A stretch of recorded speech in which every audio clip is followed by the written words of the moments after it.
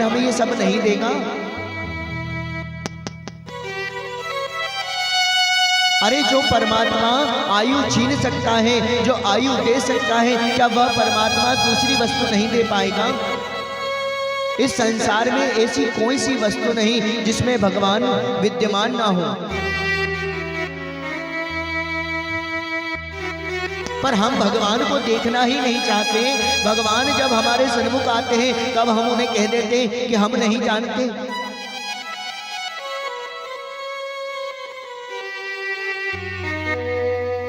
अरे भगवान अपने असली स्वरूप में कभी दर्शन नहीं देते महाराज। भगवान जब भी दर्शन देते हैं अपने भक्त को तो अपना रूप बदलकर ही दर्शन देते हैं।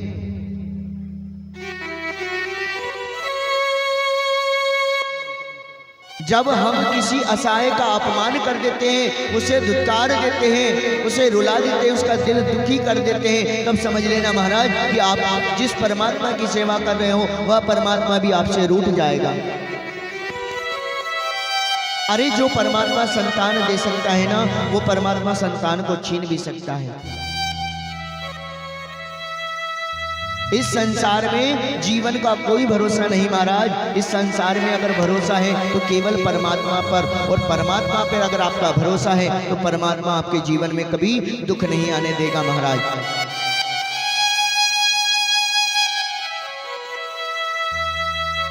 जब हम परमात्मा की सेवा करें तो इस भाव से करें कि जिस प्रकार हम अपने बालक की सेवा करते हैं, एक माँ अपने बालक को किस प्रकार से दुलार करती है, उसे स्नान कराती है, वस्त्र पहनाती है। जब भगवान का पूजन करें तो हमारा भाव भी वही होना चाहिए। अगर आप भगवान को भाव से देखते हैं, आप अगर उनको पिता मानते हो, तो वह अपने जीवन में, आपके जीवन में पिता का जो फर्ज है उस फर्ज के अनुसार आपको सारा सुख देंगे। अगर परमात्मा को अपनी माँ मानते हो तो जैसा दुलार माँ करती है वैसा दुलार भगवान करेंगे आपको। आप अगर परमात्मा को अपना भाई मानते हो तो जैसा भाई एक भाई का सहयोग करता है उसी प्रकार परमात्मा आपका सहयोग करेंगे। पर भगवान को हम केवल एक मूर्ति मानकर बिठा देते हैं और उनकी पूजन करने लगते हैं, और जब हमारे कार्य सिद्ध नहीं होते तो हम भगवान को भी बाहर कर देते हैं महाराज। आज मार्कंडेय ऋषि ने जब भगवान का पूजन किया, चाहते तो मार्कंडेय ऋषि कह सकते थे कि जिस भगवान शिव ने मुझे अल्प आयु दी है मैं उसकी पूजन क्यों करूं।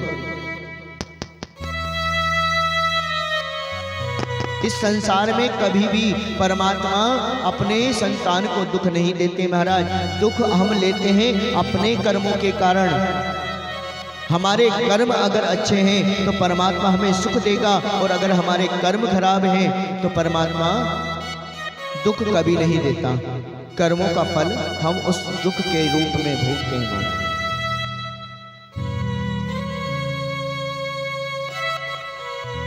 हम अपने इस संसार की माया में इतने आसक्त हो गए हैं कि घर छोड़ने के विचार भी हमारे मन में अगर आ जाए तो हमें चिंता होने लगती है। भगवान ने आयु हमें 100 वर्ष क्यों दी? आधा समय हम रात्रि की निद्रा में बिता देते हैं, आधा समय इस संसार के कार्यकलापों को करने में बिता देते हैं। मात्र हमारे पास बचता है 20 वर्ष, और इस 20 वर्षों में अगर हमने भगवान का तप कर लिया, भगवान की आराधना कर ली, तो इस संसार में हमें मुक्ति दिलाने से कोई नहीं रोक सकता महाराज।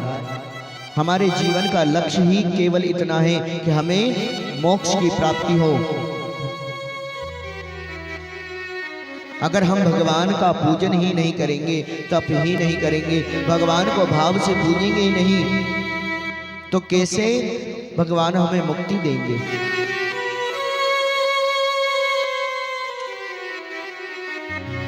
क्योंकि भगवान ने खुद इस पुराणों के अंतर्गत लिखा है, गरुड़ पुराण में स्पष्ट आ गया है कि कलयुग के प्राणियों के लिए केवल भक्ति सबसे श्रेष्ठ है। सतयुग में हजारों वर्षों तक ऋषि तप करते थे,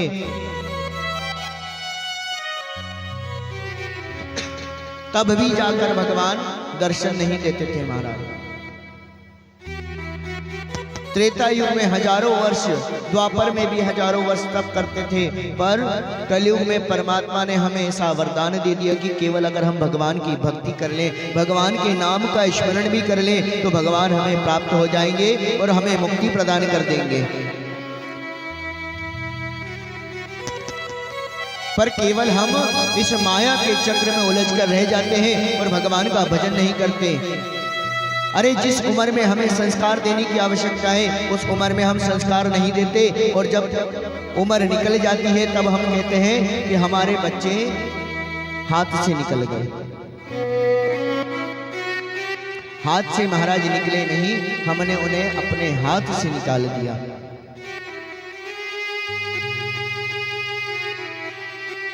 अरे अगर हम हमारे घर में नियम बना लें कि छोटे बच्चों से कहें कि बेटा जाकर दादा दादी के पैर पड़ो, जाकर माता पिता के पैर पड़ो, जाकर भगवान के पैर पड़ो, तो उनके अंदर, उनके हृदय में, उनके बुद्धि में वह संस्कार आएंगे। और जब यह संस्कार बचपन से उनके हृदय में आ जाएंगे तो कभी भी वे युवा अवस्था में आकर कभी अपने धर्म से, अपने संस्कार से नहीं भटकेंगे महाराज। हम अपने जीवन में खुद नहीं सुधरते और दूसरों को सुधारने की बात करते हैं महाराज। भगवान की कथा क्यों की जाती है? ताकि धर्म की स्थापना हो, और धर्म की स्थापना जब तक मातृशक्ति अपने घर में अपने बच्चों को संस्कार नहीं देगी, तब तक धर्म की स्थापना नहीं हो सकती।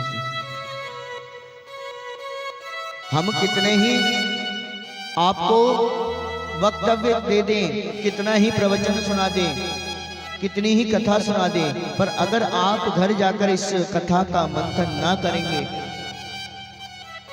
तो इस कथा का कोई लाभ नहीं।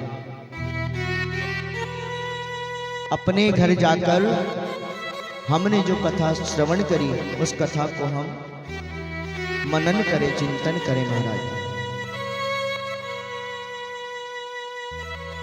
तुलसीदास बाबा ने भी रामायण में लिखा था, कलयुग केवल नाम आधारा, और सुमर सुमर नर उतर ही पारा।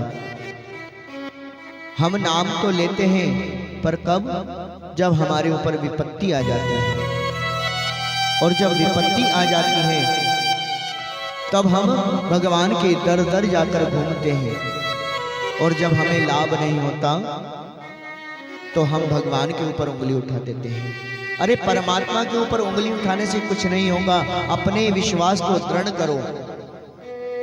कहते हैं ना कि एक सादे सब सदे, और सब सादे सब जाए।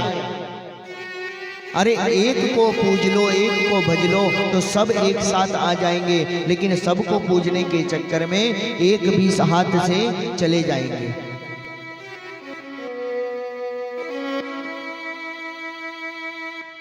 आज मार्कंडेय ऋषि ने अपने माता पिता से कहा कि प्रभु, जिन प्रभु ने अल्प आयु मुझे प्रदान करी थी, उन्हें देवता ने, उन्हीं प्रभु ने मुझे दीर्घ आयु भी प्रदान कर दी। आज दोनों माता पिता प्रसन्न हो गए और मार्कंडेय ऋषि भगवान के तप में, भगवान के भजन में लीन हो गए महाराज। आगे चलकर सूत जी महाराज से 88,000 से अधिक ऋषियों ने प्रश्न किया कि प्रभु, हम यह जानना चाहते हैं कि भगवान शिव अपने शरीर पर भस्म क्यों धारण करते हैं, और भस्म को धारण करने का कारण क्या था? सूत जी महाराज कहते हैं कि देखो, जब माता सती ने अपने देह का त्याग कर दिया था, भगवान शिव माता सती के वियोग में व्याकुल हो गए थे, और जब व्याकुल हो गए तो माता सती की जो चिता की अग्नि थी, जो राख थी, उस राख को अपने शरीर पर धारण करने लगे। उसी दिन से सारे देवताओं ने भगवान शिव को भस्म धारण कराना आरंभ कर दिया। आज महाराज भगवान शिव भस्म धारण करते हैं, और जो प्राणी, जो मनुष्य अपने मस्तक पर भस्म को धारण करता है, भगवान शिव साक्षात उसे मुक्ति प्रदान कर देते हैं। महाराज इस संसार में अगर मुक्ति का केवल साधन है तो वो केवल दो है, एक है भजन और दूसरा है भगवान की भस्म को अपने मस्तक पर लगा कर रखें और